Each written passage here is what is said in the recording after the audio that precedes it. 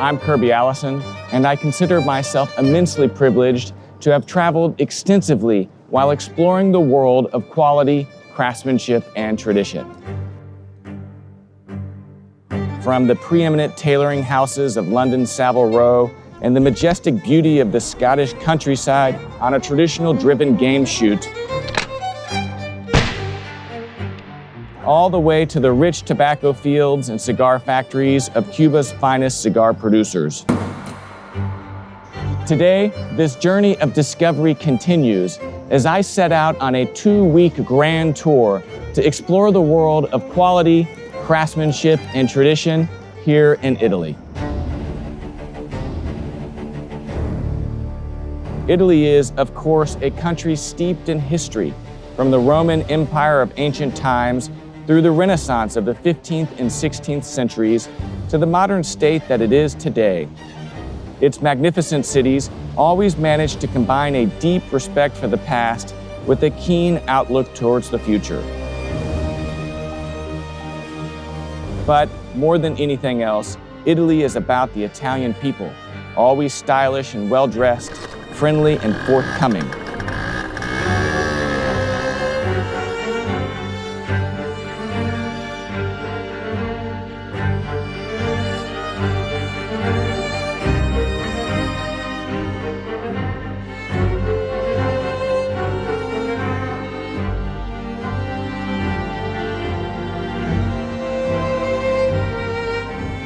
On this trip, we shall be meeting up with a wonderful array of celebrated Italian artisans and craftspeople.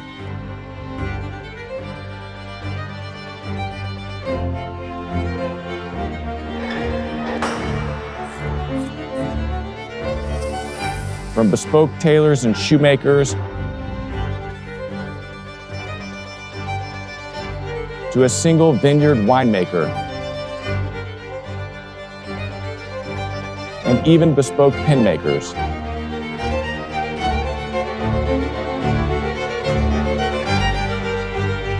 This is truly an experience not to be missed, so I hope you'll join me, Kirby Allison, as we set out for what promises to be a truly extraordinary journey exploring the world of quality, craftsmanship, and tradition of this great country.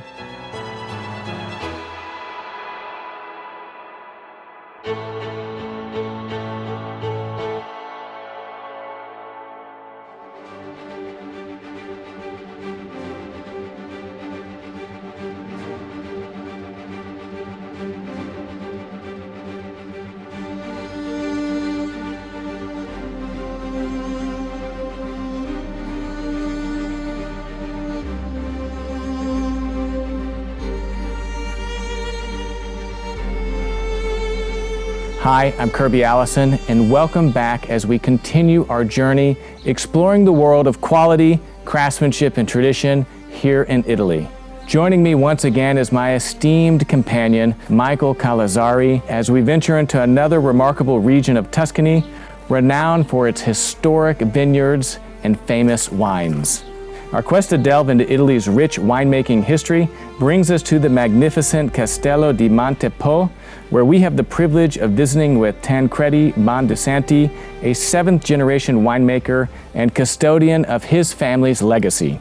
The Bondi Santi name has become synonymous with some of Italy's most illustrious and sought-after wines.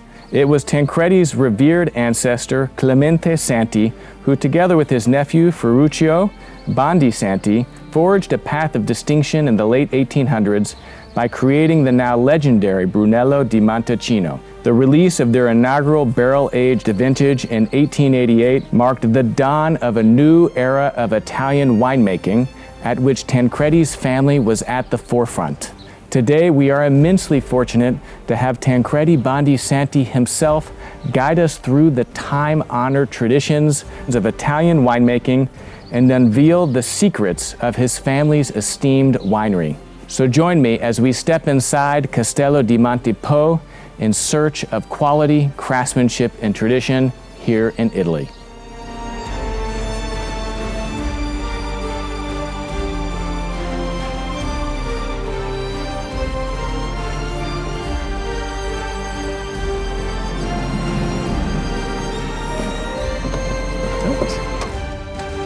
Buongiorno. Buongiorno, welcome. Buongiorno. Great to see you, Tancredi. Michele, how's it going? Thank you for having Good, us. good. Yeah. Tancredi, Kirby. thank you so much. Hi. So nice to meet you. Welcome to Montepo. Oh, thank you. Please. What a wonderful entrance.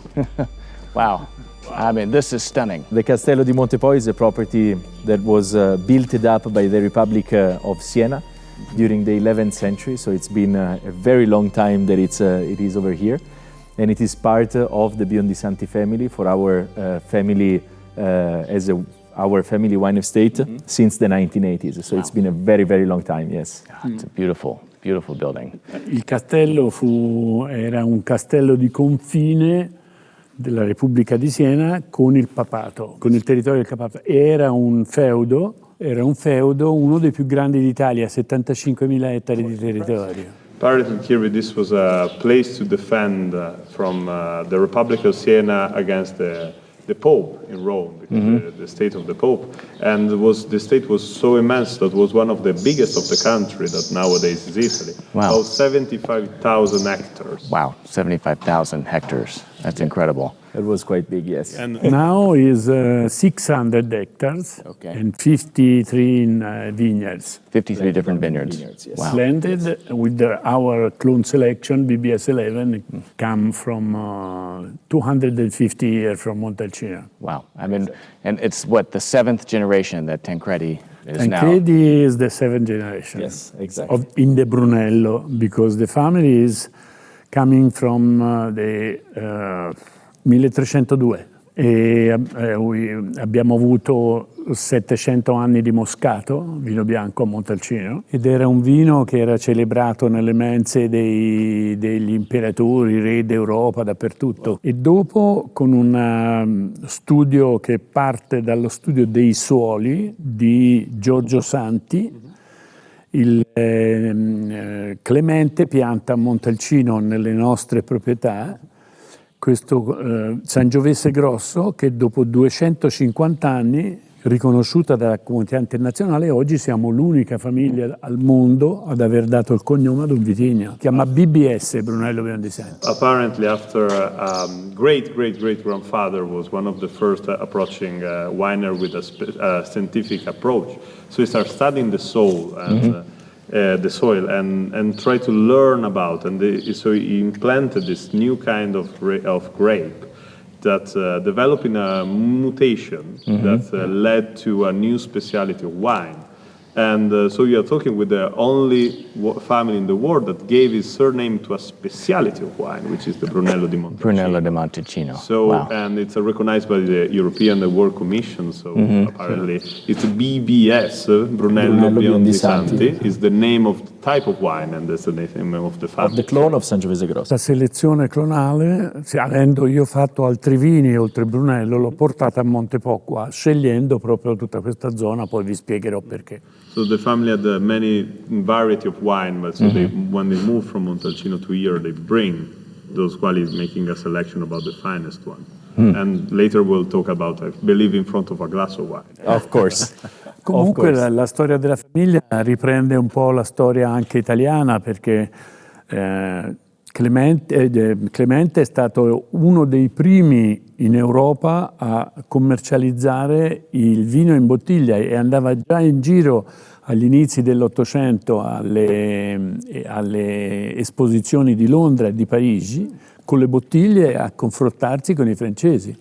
E riceve delle medaglie d'oro proprio a Parigi per queste cose. Every line is incredible, and Clemente Santi was the first one to start selling wine into glass bottle, and he was going to the World Exposition that started in London, in Paris, at the imagine a Crystal Palace in 1851, with King Albert. He was serving and selling Italian wine in a bottle glass. Wow, for the first time. And for the first time. And he received honors and prize all around the country and Europe for this brilliant idea. And right now if you propose me a wine that is not in a glass bottle, I will refuse it. Infatti al tempo il vino non veniva trasportato in bottiglia, cioè messo in bottiglia, ma era nei fiaschi. Quindi il vino era un alimento, non era un prodotto di altissimo livello. Invece già Clemente l'aveva presentato nel mondo importante. So Clemente was the first one like driving the shift from wine as a part of poor alimentation, because it was collected into fiaschi, which are wooden and not the shape of a glass bottle, but more like fat on the base. And after that moment, after the selling in glass bottle, it started becoming a bit of fancy, a bit of luxurious, and that's the moment when actually the wine move also to kings, queen, and start to appreciate good quality and good tradition. Yeah, because wine is so much a part of the culture and tradition here in Italy, because it was the only way to safely drink water. Because it was fermented and had alcohol, you could be certain that it wasn't contaminated. Let's say that it has always been part of our culture and of our alimentation. So everyone, since there were the landowners, but since they were on the same land, there were the workers.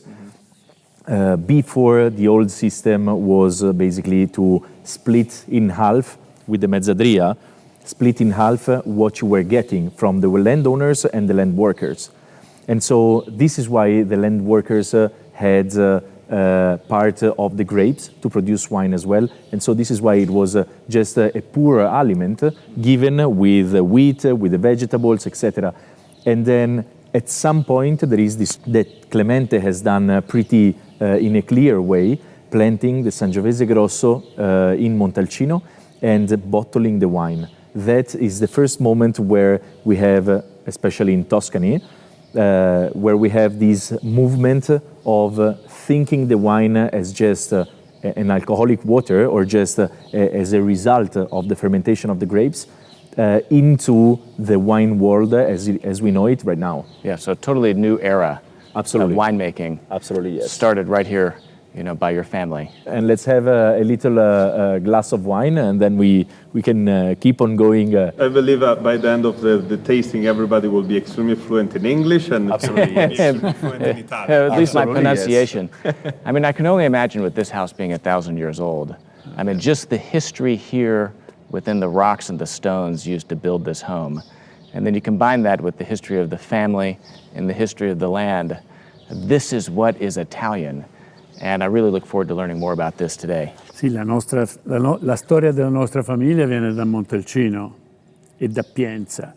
Sono stato io che ho comprato il castello qua, studiando il suolo per dare un'altra mutazione reale al BBS 11. E qui ho piantato il BBS 11, per cui diciamo la storia della famiglia, che è il BBS 11, il vitigno, che ci ha accompagnato prima col Moscato, poi con il Sangiovese per 250 anni a Montalcino, attraverso gli eventi storici importanti come per esempio Garibaldi. Garibaldi è passato e Ferruccio Biondi Santi, il nipote di Clemente, è partito per andare con Garibaldi, ha fatto la campagna con Garibaldi. Abbiamo ancora oggi il suo fucile, la sua baionetta, eccetera.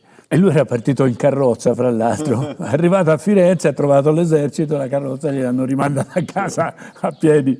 Talking about a piece of history that intersects with the unity of Italy, when Italy was created and became a country, before were like different states, were different kingdoms. And Ferruccio Biondi Santi, il nipote di Clemente, the nephew of Clemente, left the family to join the army of Garibaldi. Garibaldi was driving an army of 1,000 volunteers that they left the north per unificare l'Italia, to create a united kingdom. So they start from Sicily and they go up, meeting the royal army coming from the north. But he did, we can say, it was a bit fancy, I would say. So he left the castle in the carriage. He arrived to Florence. He left the carriage and joined the volunteer that were coming from the countryside. So he sent back the carriage and say, "Okay, right now we start my poor adventure to fit into the countryside experience." Dopo di lui c'è stato il mio nonno Tancredi, che ha fatto la prima guerra mondiale, era ufficiale di cavalleria, e fu ferito nel Piave. quindi è andato parecchio in su, ha fatto la campagna del Piave. E a Trieste, da una scheggia di bomba a una gamba, a Trieste c'erano le volontarie, che erano tutte ragazze chiaramente che facevano le infermiere, ma di buona famiglia, aiutavano, eccetera. Ha conosciuto mia nonna e l'ha sposata. Kirby before was mentioning off camera about you are like tall, and we were wondering was the beautiful woman that give this genetics. So apparently grandfather has been fighting the First World War, and when he was hit on his leg, he was at the hospital, and he had this beautiful young lady that was nursing him, and I believe that's the answer we were looking for. The Italian charm, you know, it was put to work for the use of the Dopo family. questo c'è stata quindi la prima guerra mondiale e la seconda guerra mondiale, dove mio padre è partito militare, solo che c'è stato l'armistizio e l'hanno rimandato indietro a piedi. So there was an attempt to participate even to the Second World War, but the war ends before he actually arrived to the battlefield. So he got back walking. Well, shall we? Yeah, please. Yeah, thank you. Oh, that's amazing.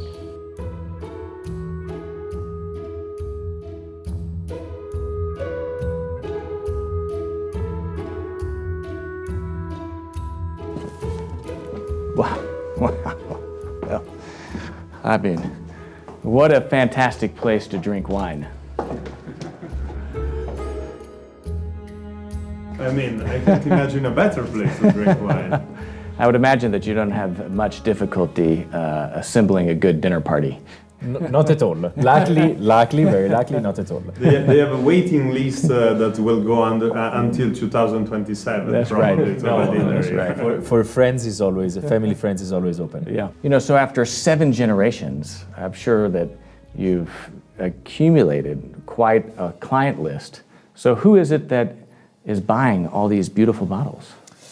I mean, when we speak about these kind of realities, the family name is really important, the estate name is really important in the wine world, but of course the production is limited. Yeah. So most of the time our customers, our primarily customers, are private collectors that desire to have a little piece of Tuscany, a unique piece of Tuscany coming from the Biondi Santi family in their cellars.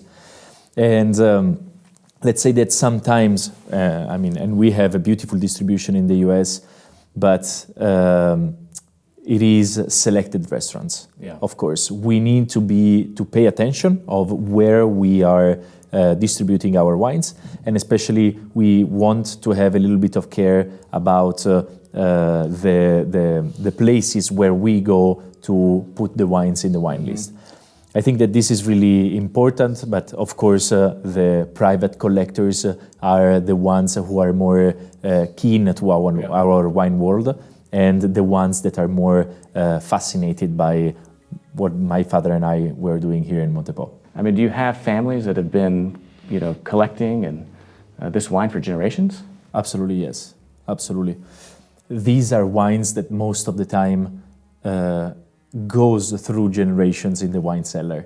So these are wines that are like becomes heritage that the grandfather gives to the son, to the grandchildren's, as a heritage of what they are trespassing to the other generations. So basically it is friends of our family, of our same family. So the two families in that moment doesn't even realize that are doing exactly the same things. Our family is building up the generations of the wine production. Other families with our wines are building up the generations of the wines through their families, but with our product. Yeah, that's amazing. Is there anything unique to the way that Bondi Santi approaches winemaking that is maybe traditional, historical to the family to allow this to be happening? Absolutely. So our family started a process with the grandfather, great-grandfather of mine, but grandfather of my father, Tancredi, Biondi Santi, so same name as mine one. So Tancredi was the first in the Biondi Santi family that started the recorking of the bottles. Okay. This, of course, it is something that you have to do to keep the wine alive in bottle, because the glass, of course, it's forever. The wine inside, if it's well made as well, let me say. But of course, we have just one little issue, which is the cork. So cork has to be replaced because otherwise it lignificates. It is wood, and so it started the lignification process. It will lose elasticity from the cork to the glass of the bottle, and you will see a little bit of wine starting drop out from the bottle. That's the moment where the cork is completely filled up in wine and you have to replace it. Okay. So this is the way that the Biondi Santi family is using for the recorking of the bottles to keep the wine inside alive as much as the wine can do and not as much as the cork or the packaging of the wine can guarantee. Di che in quel momento noi, al contrario di tutti, sacrifichiamo bottiglie della stessa annata, certo, per non modificare la struttura della vendemmia. Exactly. In most and many wineries around the world, this process has done, or it is done, but it is done by opening the bottle of wine that needs to be the cork replaced. Mm-hmm. But in order to refill the amount of wine that dropped out from the bottle, they use a new vintage of that same wine. What we do, and this is why the Biondi Santi family has this beautiful heritage of bottles in the cellar of every vintage, mm-hmm, it is because when we get the bottles from the client, we open the bottles, but we refill with exactly the same wine from that vintage. So we sacrifice the wine in our bottles in order to refill those bottles and cork them again, but exactly with the same vintage wine. Same vintage. Wow. So the wine will be absolutely his one and him through other 25, 30, 35 years in bottle. Wow. So, I mean, you have an absolute commitment, not only in maintaining the quality and the craftsmanship, the tradition of how you produce the wine, but even extending all the way into the lifetime of that wine in the bottle before it's enjoyed or consumed by the person who bought it. Absolutely, yes. Absolutely, yes. This is, wine here, it is, there are so many attention, and we are aiming all the time through tastings done directly by my father and myself, which we are the winemakers of our wines, okay, as a family tradition, because really? This is another tradition of the Biondi Santi family. So you don't have professional winemakers that you hire in? We do have them, but they follow the chemical part of it, mm-hmm, and they help us basically analyzing the wine during all the processes. Yeah. But the winemakers of the Castello di Montepò, the winemaker is my father, so it's my father Jacopo. And I am still learning, because it is, of course, a job that takes ages it's not worth a lifetime to learn everything about this. But it is very complicated, but this is part of the heritage of the family. Mm-hmm. So the family is giving the signature to the winemaking. And I think it is really important because wine could be related to art, let me say, or to sculpture. It is a painting of Caravaggio, only if it's Caravaggio that has painted it. Mm-hmm. It can be better from another painter, but it's not anymore a Caravaggio. Yeah. So family has a huge responsibility for the signature of the wine that it is making, even because wine will represent and will reflect the producer and the land abroad. So the producer must be on the winemaking point of view. So this has always been part of the heritage of the Biondi Santi family, and we strongly believe that it is very important to give a signature to each of our bottles. Yeah. So that responsibility resting solely on the leader of the family itself. Absolutely, yes. For the moment, you don't have that much responsibility, maybe. No, yeah, exactly. For the moment, no. So my father still has the responsibility. Yeah, exactly. My duty is to taste the bottle. That's it. Right now, I'm enjoying because I follow my father. Yes. He's doing the tastings. I'm drinking. Yes. And I'm enjoying. Yeah, agreeing, maybe occasionally disagreeing. I agree with my father, indeed. Yeah. If he does something well, then I'm with him. Yes, that's right. If he does an error, I'm saying there is a little error in this one. You know what it is, I think, really important to understand is that when you speak about something unique, when you speak about something with the Made in Italy trademark on top of it, when you speak about something done with your hands, then the heritage that you have becomes crucial to do what you have to do. Because if we would speak financially and if we would taste, do a tasting financially thinking, it would have never been the same result as it is right now. When you have to declassify a whole barrel of, let me say, 20, 25 hectoliters of where there is gold inside, and you have to declassify it in your mind to a lower wine, or maybe you don't even want to bottle it because you think that the quality is not at that level. Quality is a perception. You can't write it down that can't be the wine that you are thinking, the wine that you are admiring. Financially speaking, it's a disaster, the work that we have done over here. But to build a brand and to build a heritage, But to protect a legacy. it is crucial. Yeah. That's the crucial part of the family behind the wine. It is that little perception that can make that wine unique or not. Yeah. So, I mean, as you were learning this trade from your father, I mean, did you feel the weight of that legacy on your shoulders to carry it forward? Hai sentito un peso, una forte responsabilità sulle tue spalle quando hai preso tutto La l'heritage, la tradizione?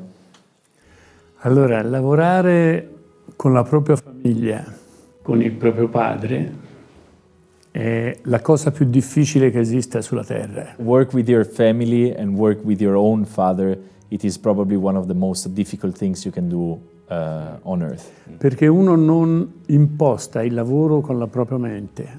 Because someone is not setting up the work with its own mind.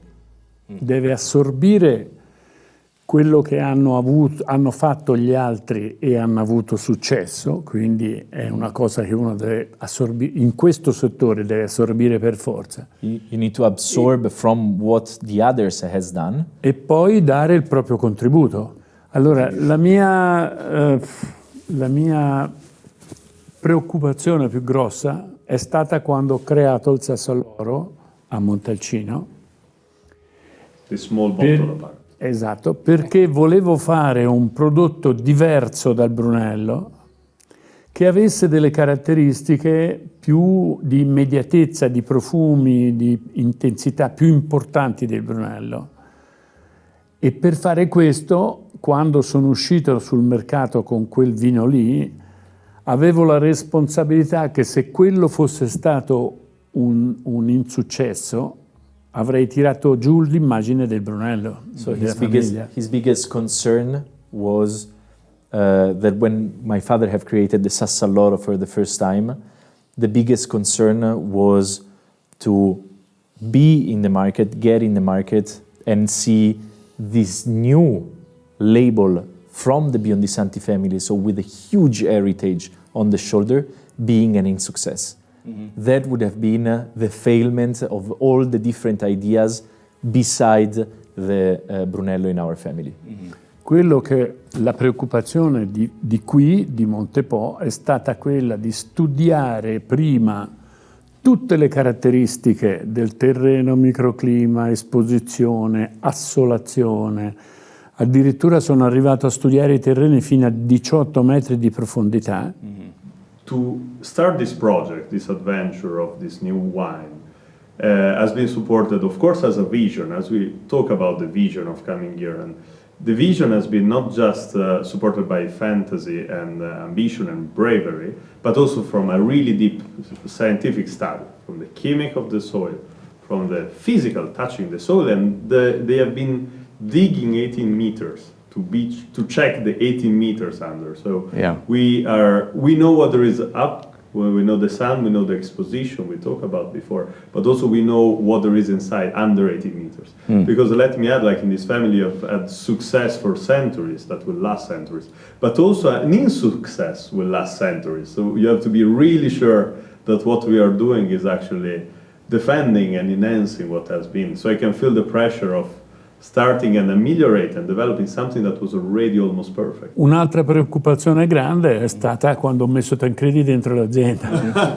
Another risk was putting his son into the company. That's why you had more than one, right? Yeah, exactly. Ho una storia da raccontare a proposito di questo, ma ve la racconto di là in salotto.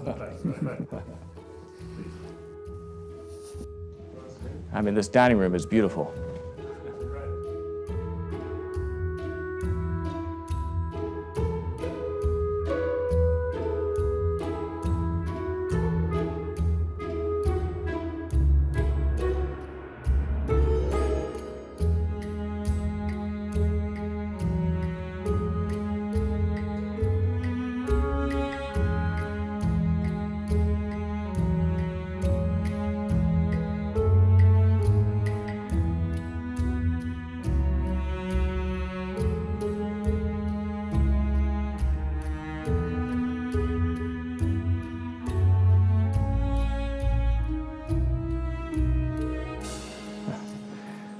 Another magnificent room. E a proposito, la storia era questa, che mia madre era completamente astemia. E allora mio padre, il mio nonno, quando io sono nato, ultimo Biondi Santi di 700 anni di storia di vino, aveva paura che io fossi astemio come mia madre. E allora mio nonno aveva corrotto a soldi la balia per darmi le goccioline di vino e abituarmi. No, è vero, è la realtà. It's a beautiful example, and it's really nice to compare about the age of drinking in Italy, because the mother of Jacopo, she was not drinking at all. So for a winery family, it's a kind of a shame, I would say. And so when Jacopo was born, his grandfather was worried about this sickness as passed to the last Biondi Santi at the time after 700 years. So if Jacopo came out astemio, which is an insult in this country, especially in this family, would have been a really huge problem and the loss of heritage. So he corrupted, giving money to the nanny to put in his on his lips when he was younger some tears of wine. So he started liking it from the beginning. Quando poi sono nati i miei figli e sono cresciuti, io già alla nascita gli ho dato il dito nel vino e gliel'ho dato a tutti quanti. This was a tradition that repeats with Tancredi. E sono stato preoccupatissimo quando Tancredi l'ho messo nell'azienda che venisse fuori all'improvviso che era astemio anche lui. So he was worried about putting his son in the company and discovering that he was not drinking. But I can testify that both of your sons are really good drinkers. I mean, it's an interesting, that's amazing. And this speaks to this continuation of the tradition and the aggregation of knowledge amongst generations. But how important is the land to this story of the Bondi Santi family? Land is absolutely crucial. Land is what is giving our fruits and what is giving us the possibility to make what we do here in Montepo. And this is why my father was so worried at the beginning about creating a new world and a new chapter for the Biondi Santi family in the wine world. And this is why land, the selection of the perfect land for his vision was crucial in what he did. So choosing Montepo, that it is a spectacular estate here in Maremma, so in the southern part of Tuscany, but choosing Montepo was done before to plant the vineyards. Yeah. So the whole study is done here in Montepo, started from the land, started from the microzonas, because even the affection of the nature, the weather forecast, so what everything above the soil is important as the soil itself. Yeah. So this was the main characteristic. We spoke about the tradition of the family, right? I mean, not just from father to son, but aggregated over now 7 generations. The techniques of the winemaking, right, that also the family has developed. But how important is the Italian soil or the terroir of Italy to Italian wine? Is it the people that's making Italian wine Italian, or is it the land making Italian wine Italian, or is it the combination of both of those? It is both of them. It is for sure both. Both of these two combinations is making Italian wines so unique.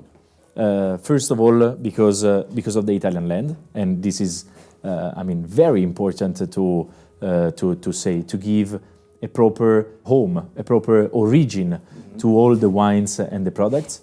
But for sure, as I already was saying, the signature given by the Italian people is making, of course, everything unique.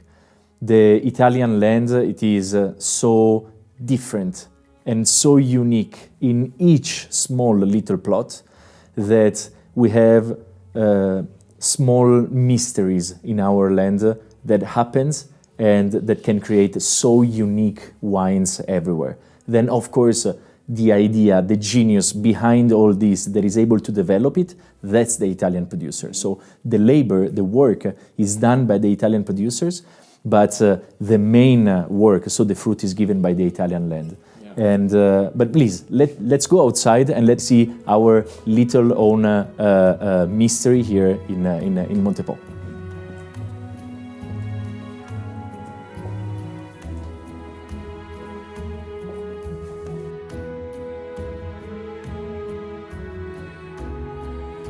Okay, so basically, the Castello di Montepò, the whole property of the Castello di Montepò, has been purchased by my father at the end of the 80s because of a unique craftsmanship, and the family is really, really important behind the wine world. But what is really important, and what is my father thought at the end of the 80s that made this possible, was the particular and unique land that there is here at the Castello di Montepò. So in over 600 hectares, 52 has been selected, thanks to a microzonal study that did by the universities of Pisa and Firenze, recognizing which were the best types of galestro, the soil composing here, which are 14 in total, which were the best one composing the whole winery. Yeah. And so the winery has been basically thought on right before to be built. Because when my father has arrived here in Montepo, and as you can see all around the vineyards, when my father has arrived here, there were no vineyards planted. So no vineyards means that his vision was the one of creating something absolutely unique for our wines, for our heritage of the family, and for building up unique wines that comes from land. Yeah, and this is continuing your family's tradition that Absolutely, has existed yes. now for 7 generations.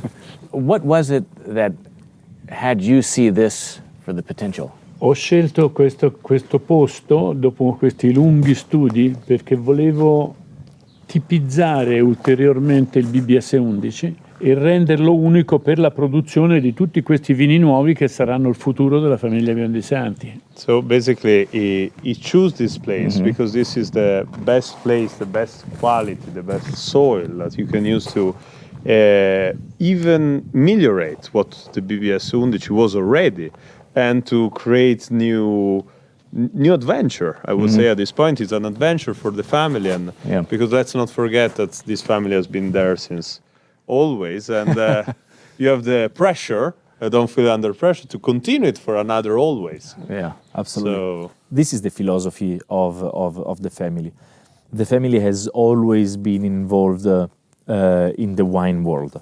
with the Moscatello di Montalcino and the Moscato production, then the Brunello has been a magnificent chapter of our family, that it is part of the history of the family itself. Yeah. Castello di Montepò. Questo è il risultato del Brunello. Exactly. Castello di Montepò is the result of the Brunello that will be the next chapter of the Biondi Santi family. Still the family has properties in Montalcino, still the family has properties in Siena, but Castello di Montepò, because of a unique land and because, of course, of the unique clone, the BBS 11 clone of Sangiovese Grosso, it is right now and it will be part of the future of the Biondi Santi family in the wine world. Yeah, but it's also your father's unique kind of vision and feel for winemaking. I mean, this is something not only have you developed in your lifetime, but you've inherited, and that's accumulated and aggregated over 6, now 7 generations Yes. that had you see something here that no one else did. Absolutely. Come lo capisco qua, come lo vedo? No, praticamente diciamo che ogni generazione ha tramandato qualcosa per la costruzione di questo poi. Bravo. Allora, il filo conduttore è il BBS 11, quindi tutta la storia del vino della famiglia che si sviluppa 500-600 anni di Moscato, 250 di Brunello, ha un filo conduttore che è il BBS 11, il Sangiovese Grosso BBS 11. 11, 4 e 44 perché sono 3 o 4 i cloni, sempre BBS. Qui è iniziata la nuova storia della famiglia, proiettata nel futuro, che parte sempre da questa ottimizzazione dei risultati di questo tipo di vitigno. The BBS 11 that has been the core and the engine of the family in the past generation will also lead this new chapter of the family, Exactly. but with a new position. Like before was in Montalcino, the BBS 11, it's related to Montalcino, and here is trying to develop it, achieve new horizon, following this vision that apparently someone had when he came here. Wasn't nothing, no winery, and say, I will see this soil, it's perfect, I will make wine, and I will make what my family did before even better for my son and for my grandson and who else will came after. Exactly. So Kirby, this is the real essence of the family here in Montepo. The heritage that we have acquired during the generations to keep on going, on studying what is giving us the product for the production of our wines. Mm-hmm. This is why the wines are so unique. This is why the wines are so particular, and they are unique because of the land, because of the plant, and because of the family that, thanks to its heritage, it's able to elevate these two primarily points. Quindi è una, diciamo, è un'esasperazione, non è industria questa del vino, ma è un'esasperazione di una idea che è stata testata su una vite che ha dato dei risultati sempre diversi da dove era piantata. So basically, this is not industrial production, because there's nothing related to something industrial. Here it's experimenting, improving, development about the same kind of grape that is so magical. Apparently, we are talking about romance in this trip that can not give you just one wine; it can give you all the wine you can dream of. È come parlare della Fiat che fa le 500 ma ne fa milioni, e della Ferrari che ne fa una ogni tanto. Quindi perché è sempre una macchina, sempre trasporta persone, ma ha delle caratteristiche diverse che sono state pensate per avere un risultato. Stesso discorso è qua. It's like, because also we share this passion for cars, all of us. It's like talking about a Fiat 500 that was a car making serious for everybody that needs a vehicle that brings from place A to a place B, to a Ferrari that you just produce 1, 2, 3 in a year. And you're still doing the same thing, moving from place to another. But how you go in the place, that is the journey. Yeah. Parliamo anche di Bentley, We volendo. can speak about Bentley, Mercedes, and for my side. But Yeah. And you're doing it in the shadow of a castle that has been looking over this land for over 1,000 years. Sì. I mean, does that change anything for you? Because, in America we have great wine, but here, I mean, you are in a castle that has literally been the custodian of this land Yes. for millennia, not centuries. Ma perché lui è da 1000 anni che è qui, ma ancora non aveva capito che tipo di produzione si poteva fare qua. It's basically saying that the castle, yes, is here since 1,000 years, but apparently has been used wrong in the last 1,000 years because you have such a potential. Precisely, inside. precisely. The real, Ora lo vede, ora lo vede. The real thing is that it is so particular as an environment. It is so unique and it is so historical that that's the little tiny magic that you need to put the signature on what you're doing over here. È chiaro che tutto questo non ha ragioni economiche, ma è il DNA e la follia di menti che sono state sempre sviluppate nel mondo del vino. So it's not all. Sono creazioni queste, non sono all prodotti di the thing we are commercio. seeing is not we have an asset, we use it in the best way of the asset can be used, but is a foolish inspiration of an artist, I would say. I can relate. I can relate. Here we are. Esatto. Amazing.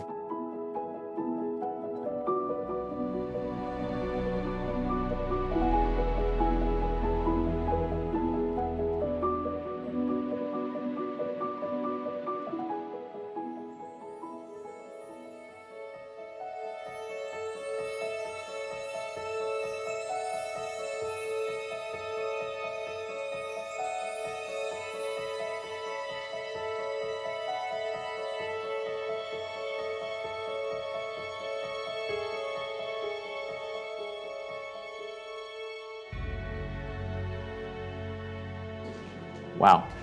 So this is where the magic happens. This is where the wine goes to rest. Exactly. So here we are in the cellar of the Castello di Montepò, and where the wine is resting, where the wine is evolving slowly.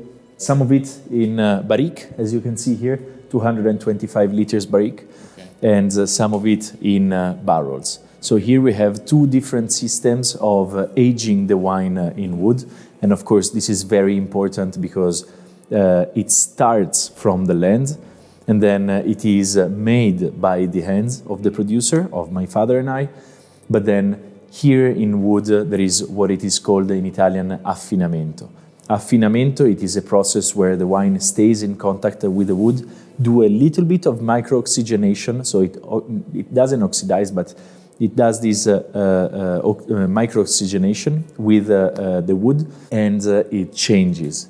It changes a little bit, and it develops these beautiful perfumes that then after all the tastings that we are going to do, the wine is going to do a final little mass and then being bottled and enjoyed in the market. Yeah. So how much of your wine is, single barrel, right? And how much of it is blended? Most of it is single barreled because when we select, for example, our crew comes only from one single barrel. When we speak about a little bit larger numbers, of course, we have to blend the barrels, even if exactly the same grape variety. But for example, on Sassoloro Oro, we blend the barrels. And that's a very crucial moment because the family has to take a decision.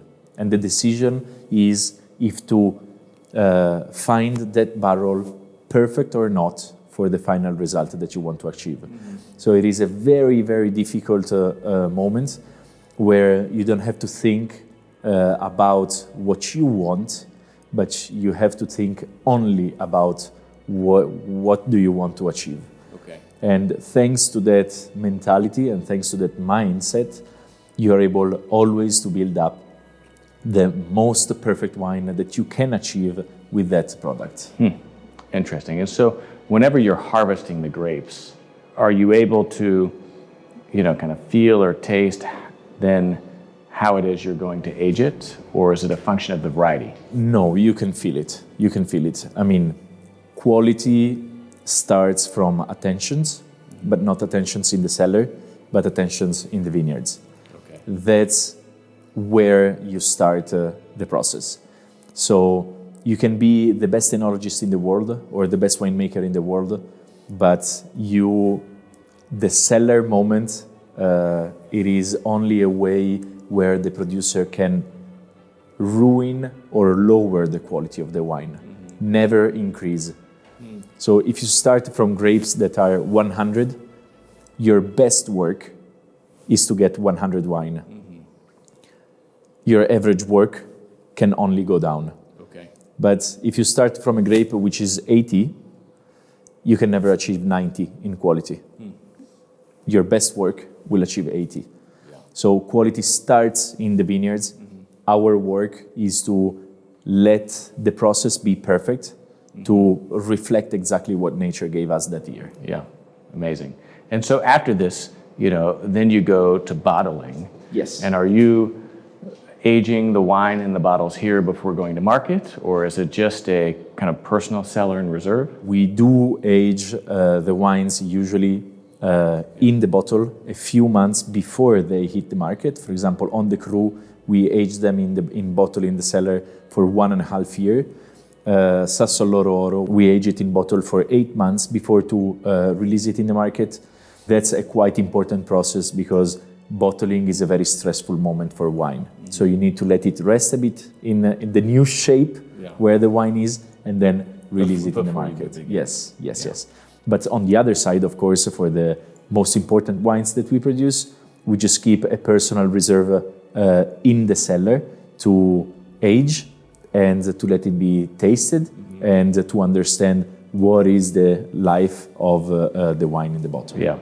And that's all kept here? Yes, absolutely. It's kept here. Yeah. If you want, we can go. That'd be great.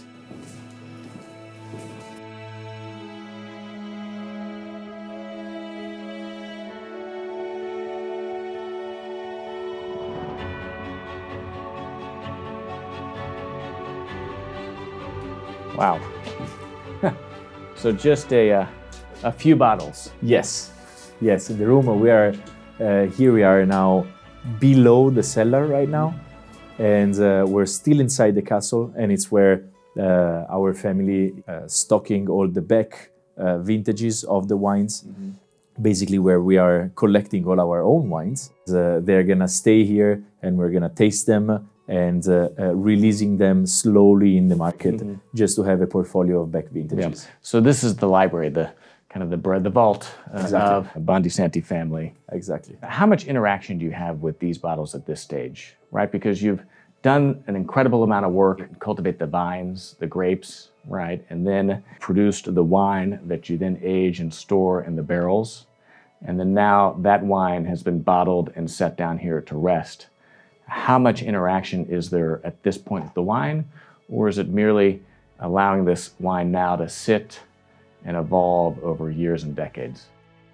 Both of them.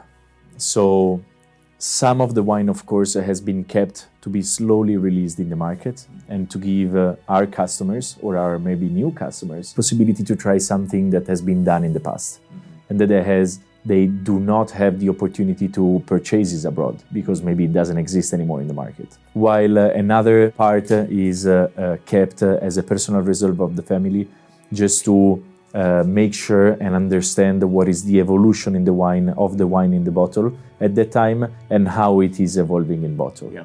How often will you and your father go back and taste older vintages? It really depends. It happened quite often. I mean, drinking these bottles is even a matter of opportunities. So when you have the visit of a distributor, for example, or of a nice client from a long time of yourself, it is always, you just need an excuse, basically. And that excuse is what makes you open up a bottle like this one and enjoy it all together. Yeah. And then also, I would imagine some of this is then used for that recorking process. Absolutely, yes. So the cork, it is the only part that has to be changed to preserve a wine that can live over the life expectancy of a cork. And so the wine is collected even to be sacrificed a bit to refill all the other bottles. Here, all the wines are and the old bottles are stored. I know that my father and Michele are upstairs, so why don't we join them for a glass of wine? Ah, that'd be amazing. Let's go.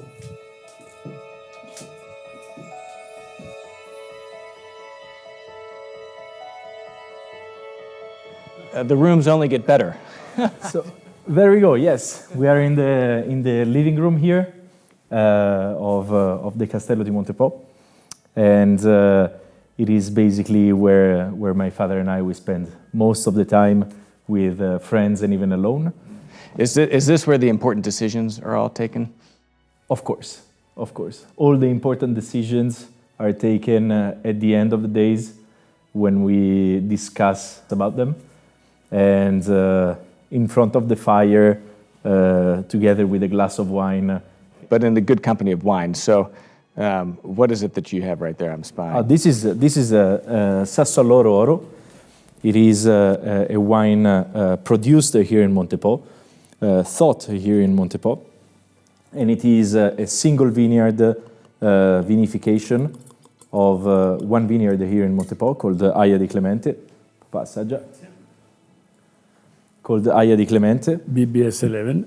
So yes, this is Sangiovese Grosso 100%, and it's the BBS 11 clone of the family. And it is a beautiful, beautiful wine produced for the first time in 2019. And it is one of those wines created together with my father in this room. Speaking about the winery here in this room, speaking about wines here in this room, we decided to create this new wine in 2019, which is just a single vineyard vinification that, of course, it is more and much better expressing what just one single vineyard is able to explain and to express the terroir of Montepo in the bottle. Mm-hmm. What was the first vintage of Montepo?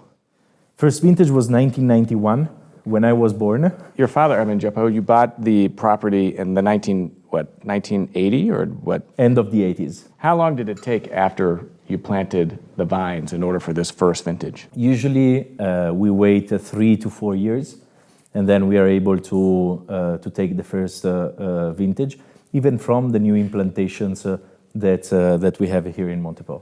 And so what are the characteristics that make a Bondi Santi, de Montepo, wine so distinct, and how is this different than the Montecino? This wine, it is different from the wines in Montalcino. First of all, because of the family that now it's involved 100% of its time here in Montepo for the wine production.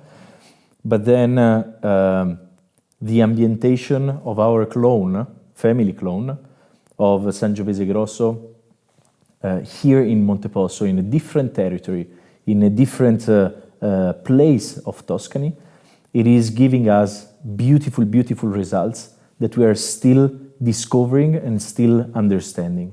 So what I think it is very important to understand about the wine world is that we are discussing and we are speaking about something which is life. Yeah. We are taking the fruit of an alive plant. We are taking the fruit of a vintage that can be different, and it is different every year. And we are taking the evolution and the fruit of something that it is keep evolving. And when we speak about ambientation, when my father thought about this ambientation, it is exactly what we are tasting right now. We're tasting the vintage 2019 of Sassuolo Oro, that in 2020, in 2021, it is the same wine, but it has a different knowledge and, of course, a different vintage of the wine itself. So it's something in evolution. Mm-hmm. Is this a bottle that was blended and designed to be aged 25, 35, 45, 50 years? Absolutely. This is a single grape variety, so it's not a blend. And it is just 100% Sangiovese Grosso BBS 11 clone. And but yes, this is a bottle a little bit more based more in what is the beautiful acidity and the beautiful structure of the Sangiovese that of course makes the wine so unique but even so intense that it is able to have a beautiful life and long-lasting life in bottle. Allora, i successi sono nati nel Cinquecento con il Moscato. Poi quelli più importanti, è stato un diploma all'esposizione di Londra e Parigi del 1845 a Clemente, no, 36 o 40, no, quella era del 36 e del 45. E poi Wine Spectator con James Suckling ai tempi hanno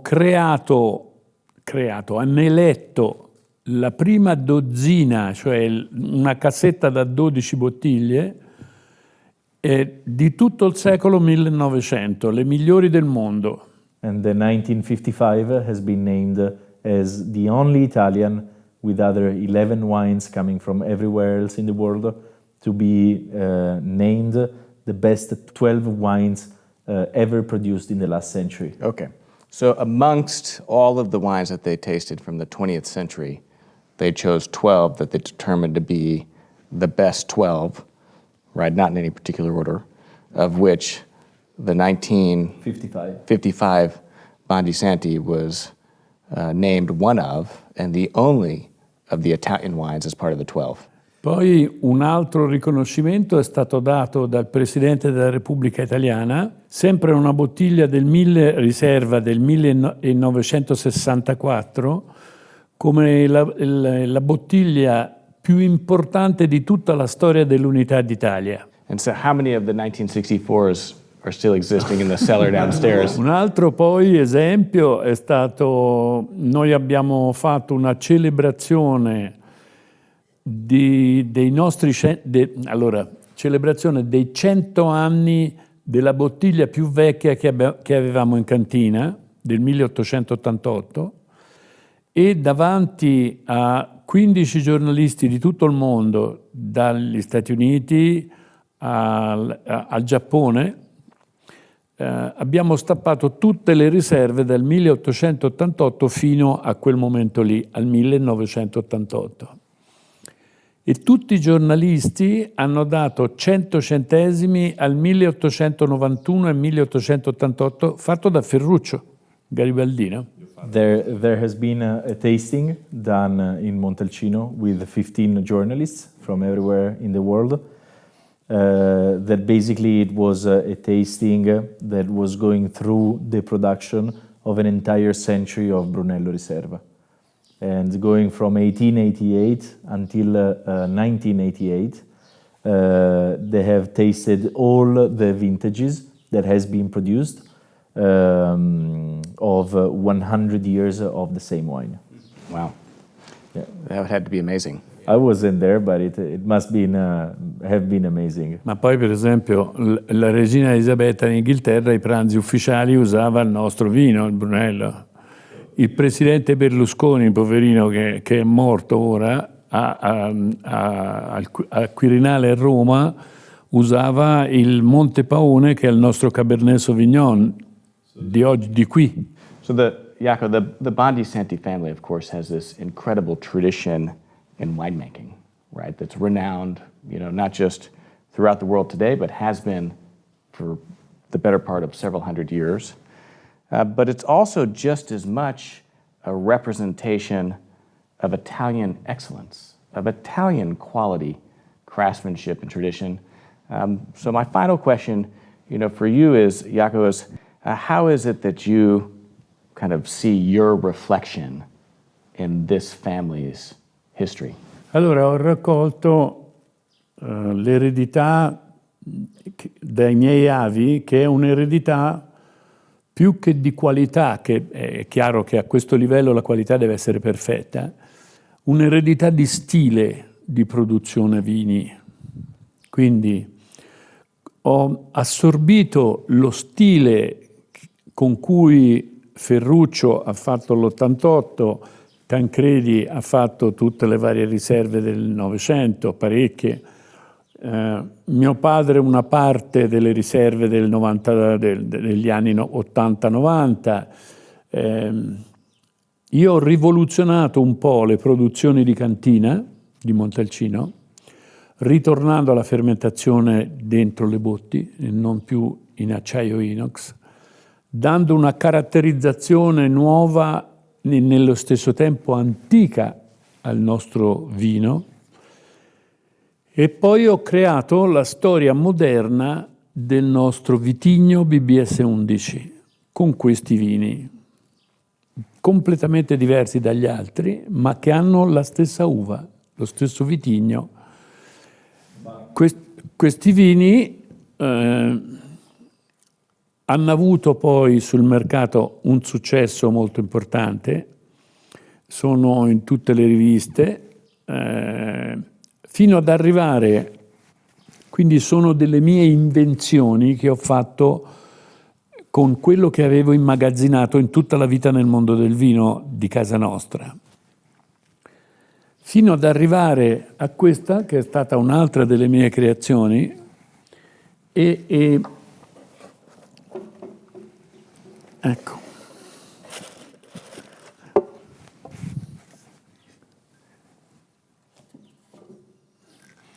Questo è un prodotto che è fatto con 3 vitigni. Il BBS 11, che è il corpo di un uomo, immagino così, un 40% di Cabernet Sauvignon, che è il vestito e le spalle un po' più larghe, e il 20% di Merlot, che è la cravatta. Deve essere tutto eleganza. Questa è una bottiglia che ha una storia sua, sia dell'etichetta che di tutta la confezione, ed è una storia raccontata gliela do. Da questo foglio che rappresenta tutte le problematiche delle nostre bottiglie di Biondi Santi, quelle vecchie. I cambi di proprietà, le ricolmature, quindi quante volte viene risommata, la descrizione dell'etichetta in oro, lo spazio per attaccare l'etichetta quando si stappa la bottiglia per metterla sopra, e tutti i vari persone che la degustano, a chi è dedicata la bottiglia e la descrizione del vino. Tutto questo concentrato in un solo foglio, dove a Montalcino c'era una storia di problematiche, dove erano le bottiglie dei clienti, come potevano arrivare in azienda, fare le risommature, sacrificare le bottiglie della stessa annata, eccetera. Questa contiene tutta la nostra storia e contiene anche lo stile mio. Lo stile mio ha avuto successo su Montalcino su 3 punti importanti. Uno, il cambio del metodo di fermentazione, e l'83 è stato aggiudicato ai livelli del 1955 dai giornalisti, del 55, del 64, vini pluripremiati. Le varie annate fino al 97, che è stata l'annata più importante che ho avuto, e poi il 2010, che è stato il coronamento di tutta la storia e la chiusura di Montalcino. Tutto questo però non ha un inizio e una fine, è una cosa che prosegue nel tempo, perché la base di tutto, il filo conduttore, al di là dello stile di chi fa il vino, cioè di quale generazione nostra interpreta il vino, è il BBS 11, è il vitigno che conta. Cioè, in pratica, noi abbiamo un filo conduttore, che è il BBS 11. Ognuno di noi si attacca a questo filo conduttore e crea altre cose. So basically, what my father was describing now is the philosophy behind this label and the philosophy behind a lifetime spent on doing something with what is considered the fil rouge of the family, which is the BBS 11. So beginning from the most important things he has done in Montalcino. For example, the fermenting changement of the 1983 Riserva, the 2010 Riserva that has been one of the most magnificent ones, or here in Montepo as well, the creation of a whole winery driven by the philosophy, the fil rouge of the family, the BBS 11. These are all heritages taken from the family, taken from the experiences lived with the wine, lived in the vineyards and in the cellar, that have driven my father to create something that it's not static, but it's in a continued change. And while describing the Schidione has been a wine that in 1997 my father wanted to celebrate as a very important wine, as a very unique wine, as an icon, to create an iconic product, especially in the 1997 vintage. So it is only bottled in Magnum formats with a 23 gold carat label. And this bottle has the composition, so the blend of the 3 grape varieties that are currently here in Montepo. It is a 40% Sangiovese Grosso.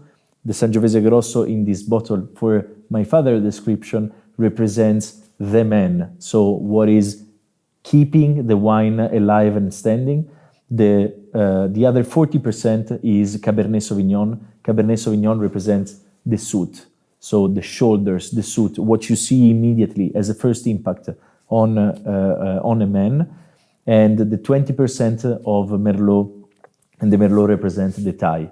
So the description of the 3 grape varieties to compose this bottle is the description of a man with a beautiful suit and a particular tie. That's the style of the bottle, the style of the wine, because the Sangiovese Grosso represents the structure of the wine, so the man, what is walking around, what is moving around. The Cabernet Sauvignon represents the suit, so what you immediately see when the wine is young, so you notice, you feel, your palate is driven by the structure of the Cabernet Sauvignon, which is, you feel it immediately, but during the years, it is the structure that holds the dress, the suit. And the 20% of Merlot is the tie, because the Merlot, even in the wine, is the touch that a man can give on a style of a dress, in the style of going around. And the 20% of Merlot in this wine, it is the touch of fruitiness in the first years and the touch of the perfumes when it is aging.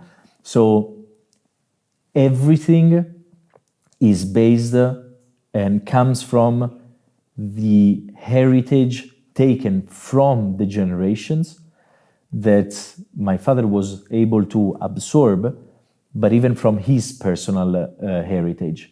And this is crucial to, as I said before, to create something that, as every generation of our family has done from the BBS 11, which is the fil rouge of the family. And hold on to, through the memorialization of the moment when one even drinks it, through this incredible certificate. Yeah. Right? Exactly. Yeah. I mean, what a great representation of just your father's journey, kind of culminating in the creation of this bottle. Yeah. That is a representation of not just his own personal journey and arrival, but also while honoring the incredible family legacy. But I think it is very important, because sometimes when you have a very heavy heritage, what is really hard is to express yourself. It's what my father was saying before. So it's not only a matter of keep on going with the tradition, but I think that the hardest thing that everyone is trying to achieve is to do something to elevate it. Yeah. Wow. I mean, incredible. Jacob, I mean, thank you for opening the doors to your incredible castle, for sharing with us your family history, and most importantly, your passion for winemaking. Thank you. Thank you very much for coming and to test our wines, because the most important things, except the ideas, the style, etc., is be recognized in this quality and this style from the people who drink the bottle. Kirby, I think you said exactly the right point. What is the point of having a spectacular handmade dress? What is the point of drinking a unique bottle of wine?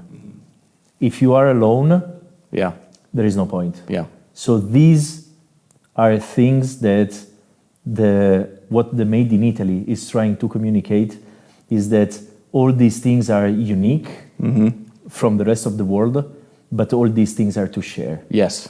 And this is one of the most important things, I think, because you share a magnificent cigar with someone that can enjoy it.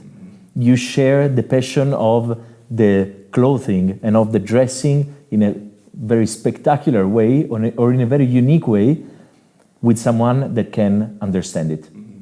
You share a beautiful and rare bottle of wine with someone that is able to drink it and share your passions. That's the meaning of this little beautiful world, which is the world of craftsmanship. Yeah, I couldn't agree more. You know, to quality, craftsmanship, and tradition, and to the memories that are created in one another's company when we enjoy excellence. Thank you. Thank you. Thank you. Cheers.